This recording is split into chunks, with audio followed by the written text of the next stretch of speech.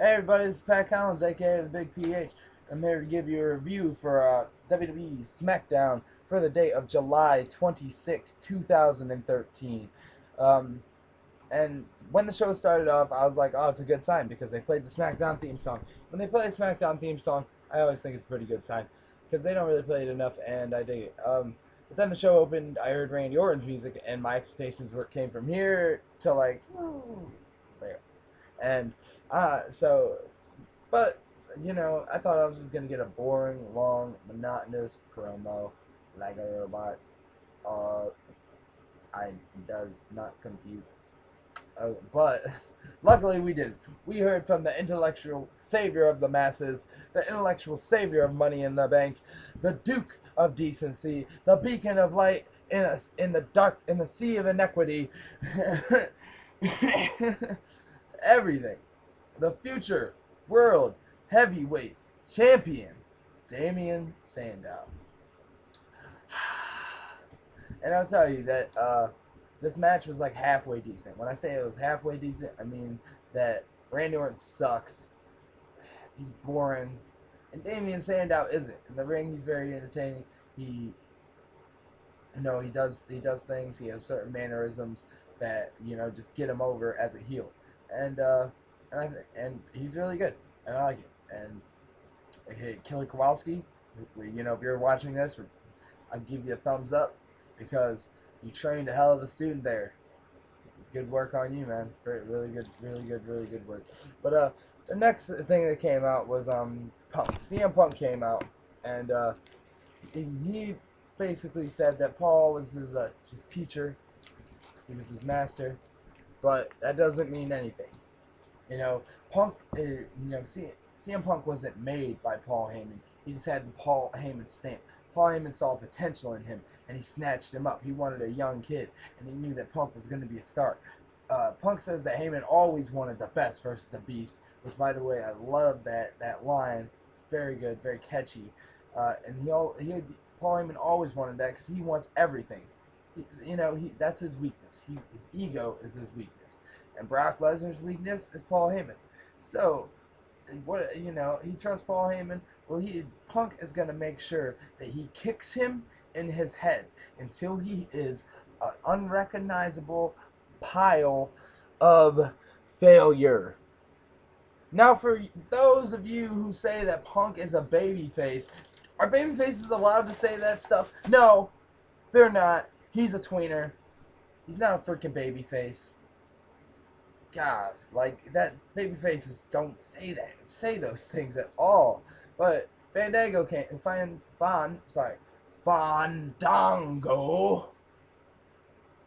comes out with Mrs. Fandango.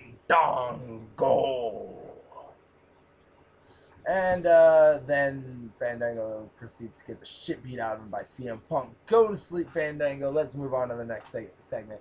It's the Primetime Players and Wade Barrett versus Mark Henry and the Usos. Now, this was like a short little match that everyone got to play a little bit, and it ended with Mark Henry giving the world's strongest hand to Titus O'Neil. Mark Henry is one badass motherfucker, and I am glad that he gets another face run because we want to cheer him because he's a badass motherfucker. Sexual chocolate for life. But on another note, Titus O'Neil really, really impresses me. Like, his strength impresses me. But sexual chocolate for life. Yeah. Okay. So Del Rio goes to Vicky, and he's like, I want to pick, my opponent for SummerSlam, just like John Cena did. Vicky said, I'll give you a week to think about it. RVD comes out and says it should be me. And Del Rio basically says, dude, you haven't been here a week. You were in TNA fucking around. I don't even know why they hired your ass back. They have a match. If you want to call it a match. Del Rio spends 80% of it outside the ring. And he comes back in the ring, and RVD gives him some hits, and he's in the corner like, no mas, no mas. And the ref is like, I don't understand your weird bean-eating language. And he's like, no mas. And I'm like, have you ever seen Raging Bull, you stupid fuck? And he keeps pushing RVD off because RVD wants to get in there. and then Del Rio gives him the concussion kick. That's what I like to call it. It's not a super kick; it's a concussion kick. And he gave RD a concussion. He's never wrestling, at least for like 60 days. Gave him a concussion. RVD's out. 1, 2, 3. Isn't that? And then it's AJ Lee and Big E's. They come out, and it's AJ Lee's State of My Mind address. Yeah, and she says even though Ziggler and Caitlyn have screwed her over many times, which they have, that she's okay. Perfectly fine. Shiny, happy people holding hands. But then Ziggler comes out and he says, you're a crazy bitch because you have my keys and you were going to burn down my house. But it doesn't matter because I've changed those keys 30 times since you left. Well, you don't think I can get pussy, bitch? I gave every one of my keys. And she's like, well, I have your suitcase and your wallet and your credit card and your passport. And he's like, oh, well, you can take all that stuff. All of it's replaceable. He's like, everything in the ring's replaceable, even you. And in fact, I'm glad that you took my passport because now I'm going to go down the street to the passport office, and there's a chick there that owes me a favor because I taught her how to do this thing with her leg. And then he was like, oh, that's not PG. I can't say that. And I was marked out so hard. I was like, oh my gosh, like that's so old school, man. He's just a cocky asshole. People say, like, oh, who's he remind you of? Like, I hate to say it, but he reminds me of Shawn Michaels. Leave him by himself and separate him from everybody else, and he could be a star like that. For sure, you know what I mean? Then she just starts going nuts. You know, she's like, oh, I'm fine. I'm fine. Bitch is crazy. But then she starts throwing shit everywhere. She goes out in the ring and, like, has a little tantrum. And then she's gonna go up to kick Dolph Ziggler's ass or something, and then she's like, Ziggler's like, oh no, oh wait, stop, and she gets speared by Caitlyn. Like Ziggler didn't give a fuck. It kind of reminded me of how Willy Wonka treated those kids in the book. Like Willy Wonka approves of child abuse. He seriously got problems. Chocolate make you crazy. But then Ziggs hits the Famouser on Big E, who's down out, trying to help out Caitlyn. After that, it's Tons of Funk versus the Wyatt family. First thing I thought was, oh my gosh, their song is awesome. The second thing I thought was, why are they debuting on Smackdown? Why not Raw, your number 1 show? Why not SummerSlam, your number 2 or 3 pay-per-view? Why your B show? You're going to have the Wyatt family debut. Not only debut, but in a squash match against Tons of Funk. It didn't show off anybody except for Bray Wyatt because he's awesome.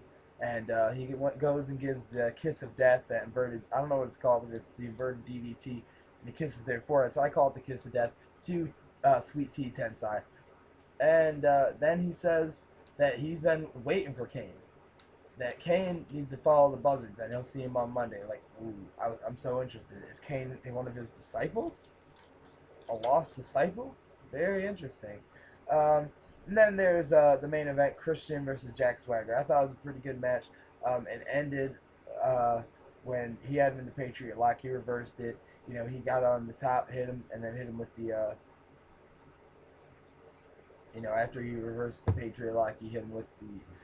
whatever his move is, whatever. He hit him with his finisher, and Christian wins. That's all that really matters. It was a decent match.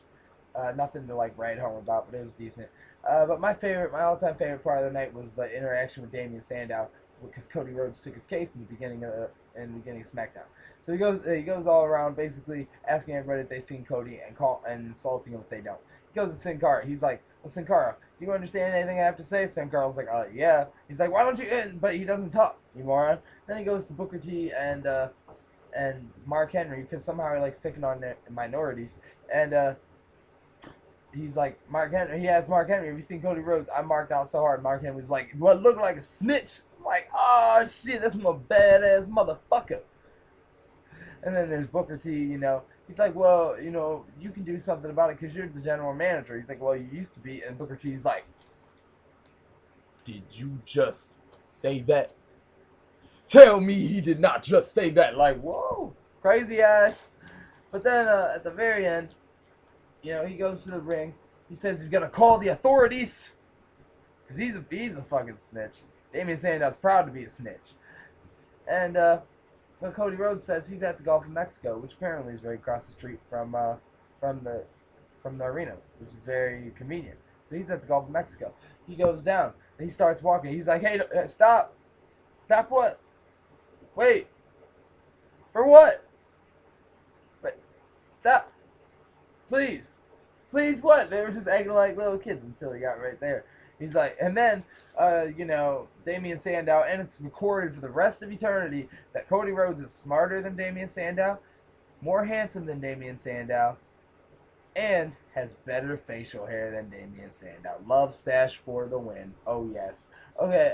But doesn't matter what he says. He still threw the briefcase in the Gulf and walked away. And then Damien Sandow proceeds to be like, I can't swim, and then jumps in the water. If any of you read One Piece out there, Monkey D. Luffy, he pulled a Luffy and was like, I'm gonna do it anyway, even though I can't swim. Like, but all in all, I really like this SmackDown. The match has been nothing to write home about. You know, the main event was all right. Del Rio RVD just advanced their storyline. And the two squash matches were what they were. I'm really upset that Wade Barrett didn't premiere on Raw or SummerSlam. Why did he premiere on SmackDown, or the Wyatt family, I should say? That really upset me. Other than that, you know, the backstage segments and the promos that happened, I thought were really good, especially Punk's. For like I said, for any who think that he's a babyface, please go back and listen to his promo from 2 weeks ago. Babyfaces don't say those things. And Cody Rhodes, you know, he's gonna make it. He's gonna make it as a good babyface. And that was just a classic move by WWE to throw it in the lake, and I loved it. So I really like this SmackDown, and y'all should check it out. But this is pretty much it for me. Like me on Facebook. Pat Collins. Follow me on Twitter at TheBigPH1. And if you dig the video, subscribe to it and like. Thumbs up. That's what I like. Anyway, you guys have a great day. This is Pat Collins, aka The Big PH, signing off. Peace.